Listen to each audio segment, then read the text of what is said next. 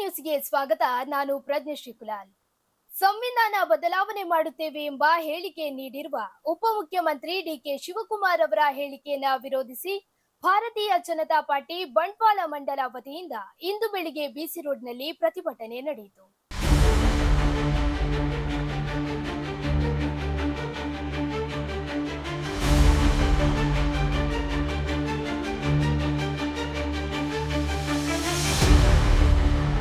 ಕಾಂಗ್ರೆಸ್ ಹಠಾವೋ, ಸಂವಿಧಾನ ಬದಲಾವಣೆ ಮಾಡಲಿಕ್ಕೆ ಹೊರಟಿರುವ ಡಿಕೆ ಶಿವಕುಮಾರಿಗೆ,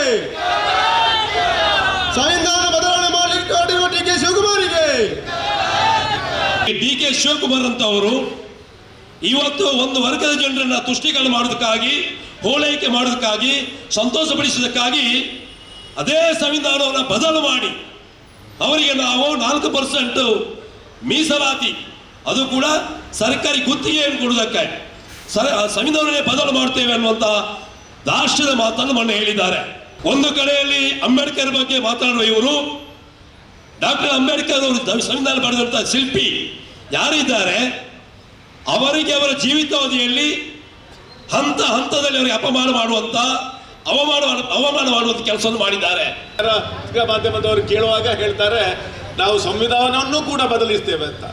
ಸ್ವಾಮಿ, ನೀವು ಸಂವಿಧಾನಕ್ಕೆ ಅತ್ಯಂತ ಹೆಚ್ಚು ಬಾರಿ ತಿದ್ದುಪಡಿ ತಂದವರು ನೀವೇ, ಕಾಂಗ್ರೆಸ್ನವರು. ಆದರೆ ತಿದ್ದುಪಡಿ ತಂದಿದ್ರಿ, ಆದರೆ ಸಂವಿಧಾನ ಬದಲಾಯಿಸುವಂಥ ಹಕ್ಕು ಇಲ್ಲಿ ಯಾರಿಗೂ ಇಲ್ಲ. ಆ ಹಕ್ಕನ್ನು ಸನ್ಮಾನ್ಯ ಅಂಬೇಡ್ಕರ್ ಅವರು ಈ ದೇಶಕ್ಕೆ ಸಂವಿಧಾನ ಕೊಡುವಾಗಲೇ ಭದ್ರವಾಗಿ ಆ ಸಂವಿಧಾನವನ್ನು ಹಾಕಿದ್ದಾರೆ. ಅಂಬೇಡ್ಕರ್ ಅವರು ಕೂಡ ಜೀವಿತಾವಧಿಯಲ್ಲಿ ಅವರಿಗೆ ಬೇಕಾದಷ್ಟು ಕಷ್ಟಗಳನ್ನು ಕೊಟ್ಟರು.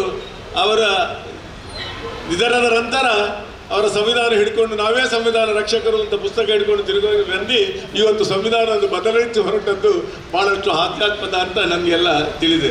ಅದರಿಂದ ನಾವೆಲ್ಲರೂ ಏಕಕಂಠದಿಂದ ಭಾರತೀಯ ಜನತಾ ಪಕ್ಷ ಈ ಮಾತನ್ನ ಖಂಡಿತವಾಗಿ ನಾವು ವಿರೋಧಿಸ್ತಾ ಇದ್ದೇವೆ. ಇವರ ಮುಖ ಮಾತ್ರ ಭಾರತ, ಕಾಂಗ್ರೆಸ್ನವರ ಮುಖ ಮಾತ್ರ ಭಾರತ, ಆದರೆ ಹೃದಯ 100ಕ್ಕೆ 100 ಮಹಮ್ಮದ್ ಅಲಿ ಜಿನ್ನ, ಅವನದೇ ಹೃದಯ ಇವರ ಹತ್ರ ಹಿಡಿದು ಅಲ್ಲಿ ಎಲ್ಲಿಯೂ ಕೂಡ ಭಾರತದ ಅವರ ಚಿಂತನೆಯ ಮುಖವೂ ಇಲ್ಲ, ಹೃದಯ ಕೂಡ ಇಲ್ಲ. ಇದನ್ನ ಅರ್ಥ ಮಾಡಿಕೊಳ್ಳಬೇಕು ನಾವು. ಈಗ ಗೊತ್ತಿದೆ, ಖಂಡಿತ ಬಿಜೆಪಿ ಅವರು ನಮಗೆ ಇದನ್ನ ಬಿಡುವುದಿಲ್ಲ. ಕೋರ್ಟಿಗೆ ಹೋಗ್ತಾರೆ.